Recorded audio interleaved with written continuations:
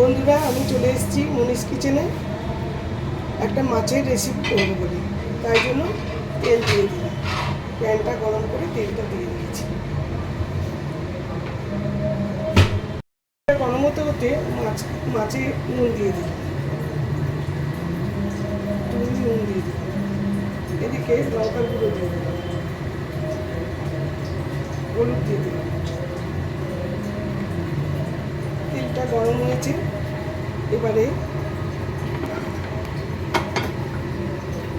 মাছগুলো দিয়ে দেবো। গ্যাসটা একটু কমিয়ে দিই। নুন হলুদ লঙ্কা মিশিয়ে এবারে মেখে এবার মাছগুলো দিয়ে দিচ্ছি। মাছগুলো ভাজা মাছগুলো উল্টে দিলাম।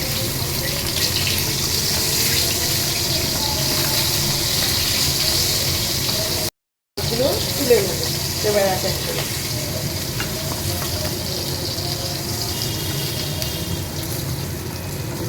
এইভাবে সব কটা মাছ ভেজে নেব। মাছগুলো ভাজা হয়ে গেছে। এইবার আমি আদা রসুন আর পেঁয়াজ অল্প করে বাটা সেটা দিয়ে দিচ্ছি।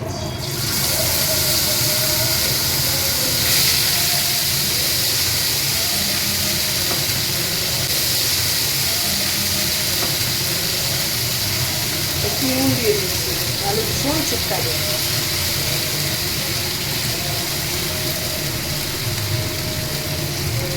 নুন না দিলে না ভীষণ ছিটকাবে, কারণ পেঁয়াজ বাটা আছে না, জল আছে পেঁয়াজ।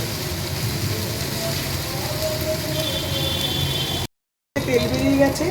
এইবার আমি একটা বাটিতে জিরে গুঁড়ো, ধনে গুঁড়ো, হলুদ গুঁড়ো, নুন সব মিশিয়ে এবার এর মধ্যে দিয়ে দিলাম,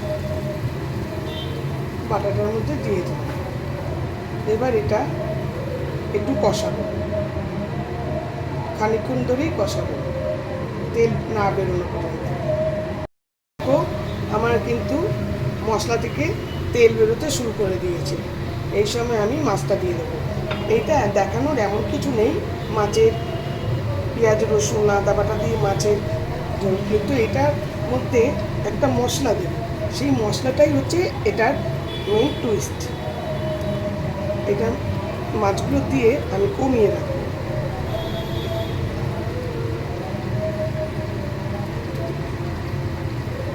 এইটার ওই লাস্টে গ্যাসটা কমিয়ে দিলাম, একদম কমিয়ে দিলাম। মাছটা ওর সঙ্গে মিশে যাক মশলার সঙ্গে। আর একটা মশলা দিচ্ছি, যেটা কালকে করেছিলাম, ওই যে কাজু বাদাম, তারপরে জিরে ধনে মৌরি এইসব দিয়ে যে আমি চিকেনটা বানিয়েছিলাম, সেই মশলাটা রয়ে গেছে।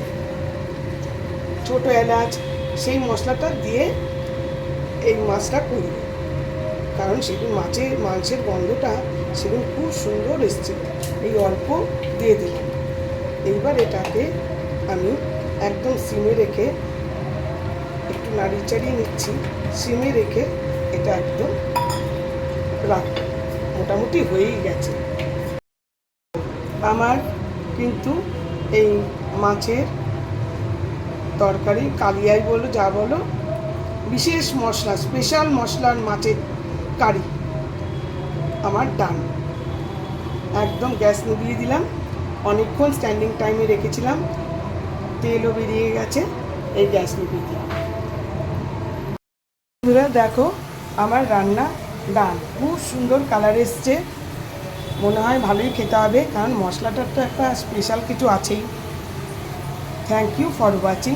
ভালো লাগলে লাইক শেয়ার কমেন্ট করবে। আমি শীঘ্রই আসছি আরেকটি ব্লগ নিয়ে।